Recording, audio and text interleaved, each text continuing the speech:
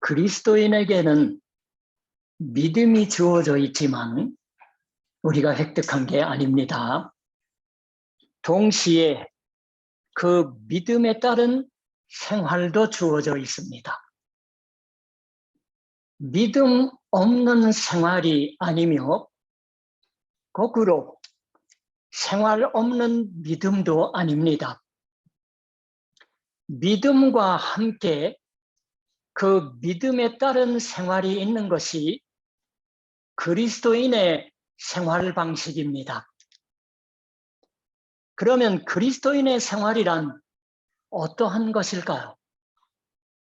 오늘 아침은 골로새서 3장에서 그리스도인의 생활, 그리고 그리스도인의 생활을 지탱하는 믿음에 관하여 말씀을 듣고 싶습니다. 이 골로새서 3장에는 읽어주신 구절 이후 다음 주일에 연이어서 또 예배의 말씀으로 듣습니다. 4절 이후에는 믿음 생활에 관한 것이 비교적 소상히 기록되어 있습니다. 다른 사람에 대한 태도이며 가족에 대한 자세 등에 관하여 상세히 기록되어 있습니다. 오늘 아침 읽은 3장 서두의 구절은 그 그리스도교적인 생활의 근본적인 자세를 말씀하고 있다고 말해 좋을 것입니다. 위의 것을 찾으라. 세번역 성경은 위에 있는 것을 추구하십시오 라고 있습니다. 이 말씀이 바로 2절에 다시 되풀이되어서 위의 것을 생각하고 땅의 것을 생각하지 말라라고 말해집니다. 이것이 그리스도교적인 생활의 근본 자세입니다. 위의 것을 찾다, 위의 것을 추구하다란 위의 것을 생각하는 것이라고 말해집니다. 위의 것을 생각하고 땅의 것을 생각하지 말라. 원문에는 생각하지 말라고 하는 말은 없습니다. 그냥 간결하게 위의 것을 생각하라. 지상의 것이 아니라 라고 있을 뿐입니다. 위의 것을 생각하라 라는 건 우리의 행동을 이끄는 마음, 생활을 이끄는 생각을 위로 향하게 하라라는 것이에요. 그럼 위란 어디일까요? 위에는 무엇이 있는 걸까요? 이에 관하여는 짧게 거기는 그리스도께서 하나님 우편에 앉아 계시느니라라고 기록되어 있습니다. 위는 그러니까 그리스도께서 하나님 우편에 앉아 계시는 것, 그리고 그것으로부터 그리스도께서 다시 오실 곳입니다. 다른 바울 서간에서는 위라는 것을 위에 있는 예루살렘이라고 한 표현도 있습니다. 또 빌립보서에서는 우리의 시민권은, 일본어 성경은 국적이라고 번역합니다. 우리의 국적은 하늘에 있습니다. 세번역이에요. 그것으로부터 우리는 구주로 오실 주 예수 그리스도를 기다리고 있습니다. 라고도 말해집니다.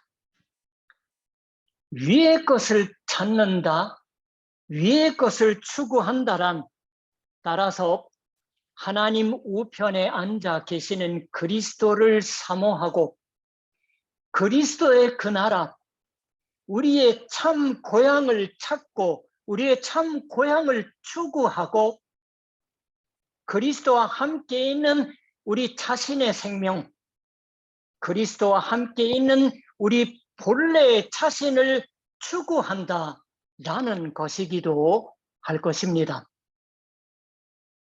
위의 것, 그런 가운데 자기 자신도 더하는 건 기묘하게 생각될지도 모릅니다. 우리 자신은 지금 이 지상에 이렇게 살아있다고 생각하는 까닭이에요. 그러나 성경은 그같이 보고 있지 않습니다. 진정한 우리 자신은 오히려 아무도 모른다라고도 말할 수 있는 게 아닐까요?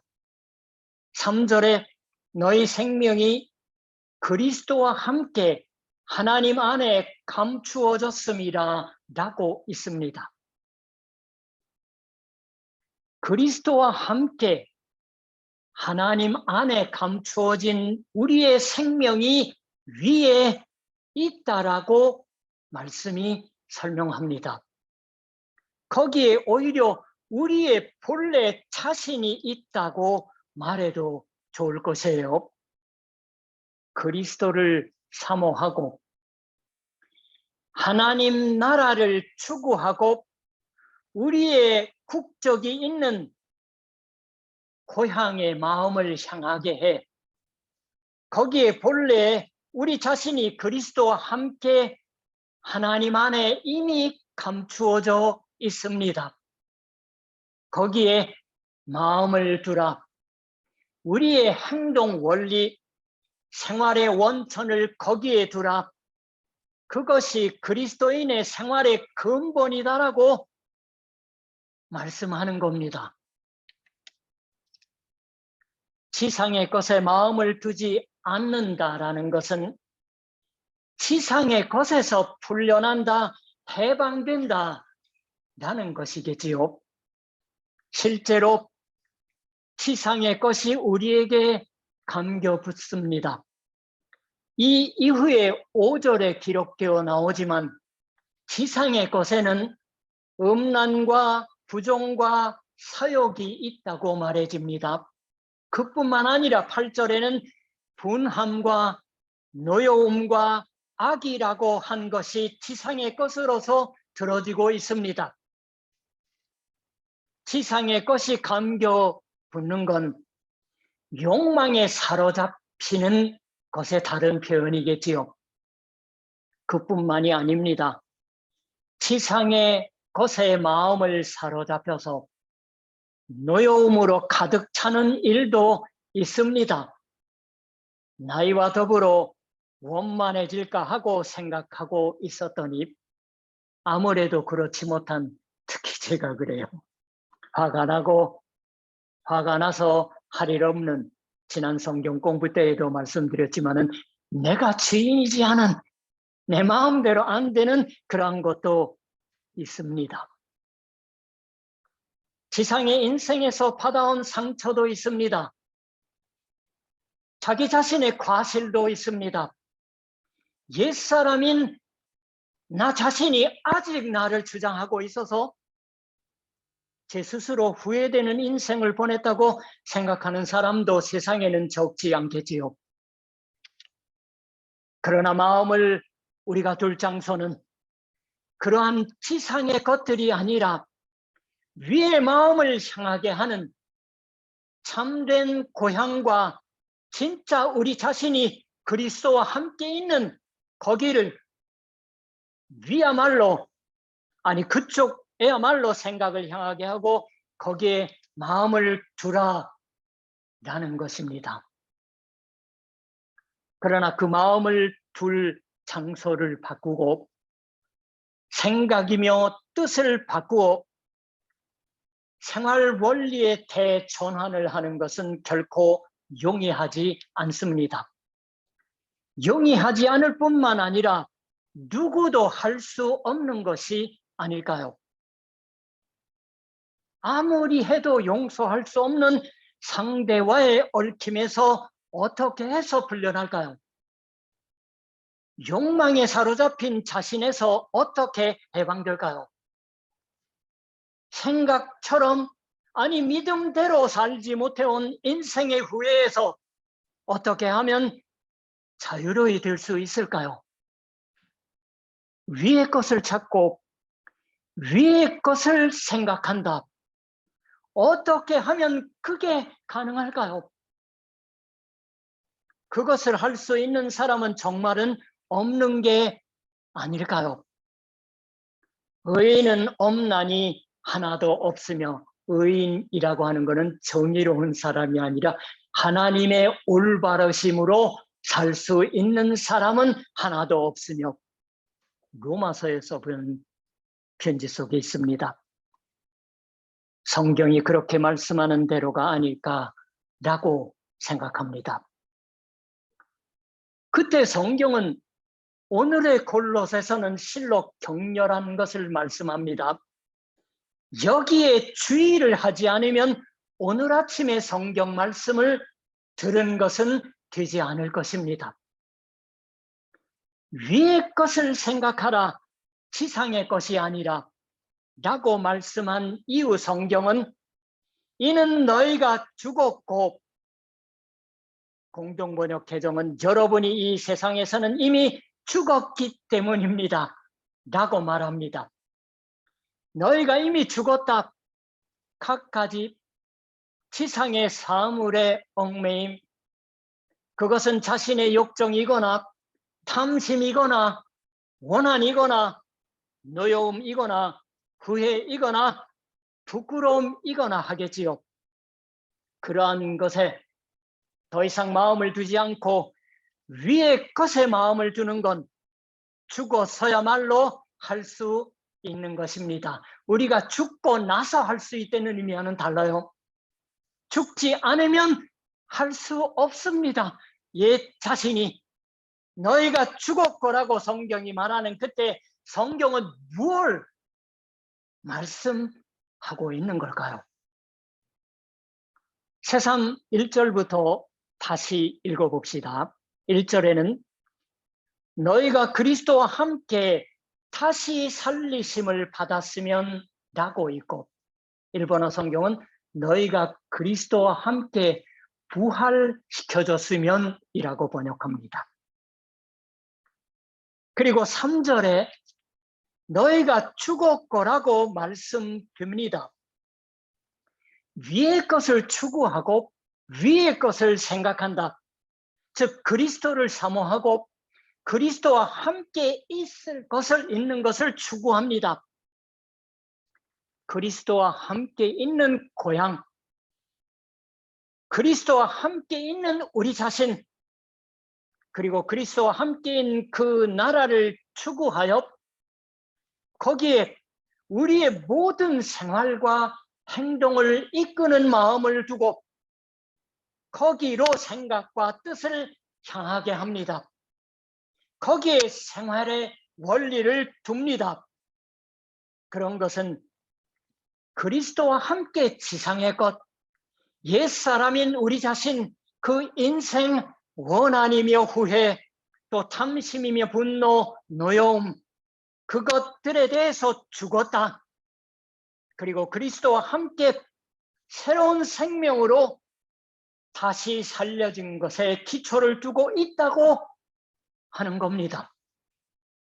이 부분은 믿어야 할 부분이에요.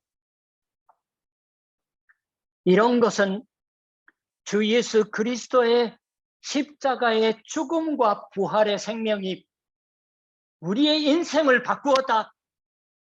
지상의 것에 구속된 인생에서 위의 것에 마음을 두는 인생으로 바뀌었다라는 것입니다. 그런데 옛사람인 자신의 주장이 죽지 못하면 결국 안 돼요. 주 예수 그리스도의 죽음과 부활의 생명이 우리에게 주어져서 그리스도와 함께 다시 살아났으니, 그리스도와 함께 부활시켜졌으니 라고 말해줍니다. 이는 너희가 죽었고 너희 생명이 그리스도와 함께 하나님 안에 감추어졌습니다. 너희 생명이 그리스도와 함께 하나님 우편에 있으니라 라고 말하는 거겠지요.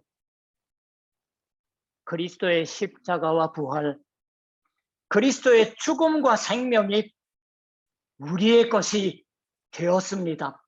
아니, 정확히는 우리가 그리스도의 죽음과 생명에 속한 것이 되었습니다. 그리스도와 함께 다시 살아났다. 그리스도와 함께라고 하는 건 그리스도와 동시에라고 하는 것뿐만이 아닙니다. 그리스도의 도우심, 그리스도의 능력에 의해서입니다.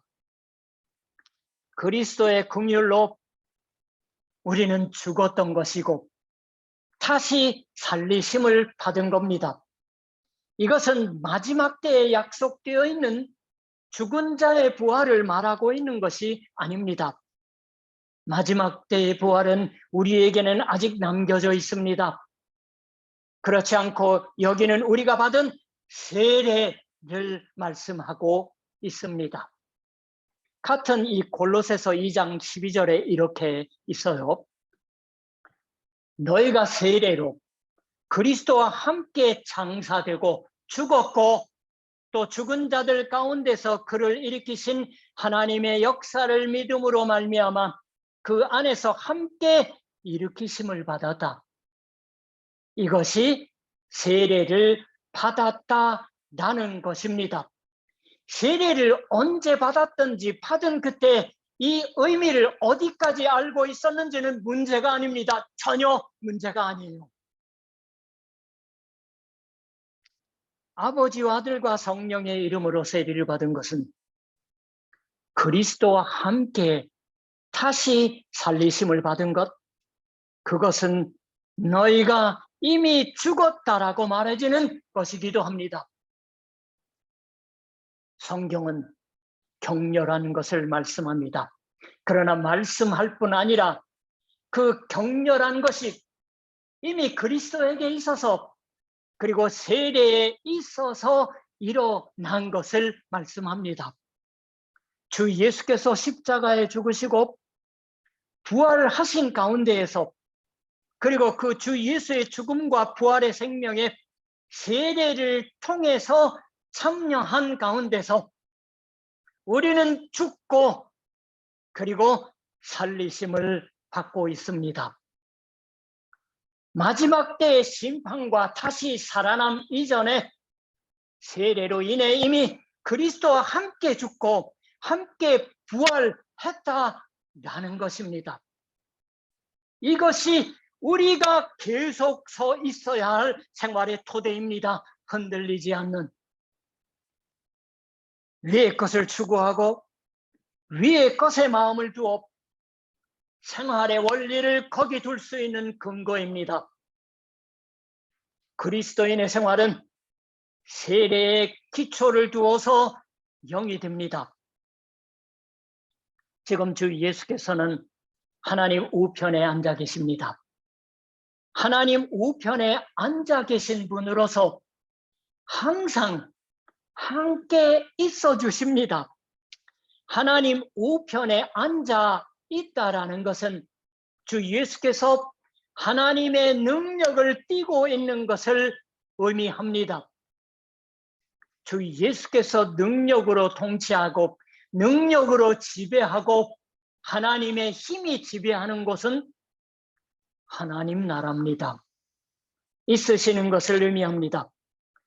세례로 인해 주 예수와 함께 이미 죽어서 부활의 생명에 참여하여 사는 것은 주 예수의 능력, 은혜의 능력 아래 사는 것입니다. 그리스도인의 생활, 믿음 생활의 확실한 근거가 여기에 있는 것을 기억하여 이 주간도 특히 저 같은 사람은 남은 생에도 나날이 전진해 가고 싶습니다. 기도하겠습니다. 하나님, 하나님의 거룩하심 앞에 우리의 눈은 볼 것을 잃어버립니다. 이미 사도 바울이 골로새서와 갈라디아서, 로마서의 말씀을 통해서 또 빌립보서를 통해서 그토록 뒤풀이하여 증거하였던 것처럼 우리는 이미 옛사람인 자신이 아닙니다. 새 사람으로서 하나님의 새 생명을 다시 입고 다시 살아나게 한 새로운 창조하심을 받은 하나님의 자녀들입니다.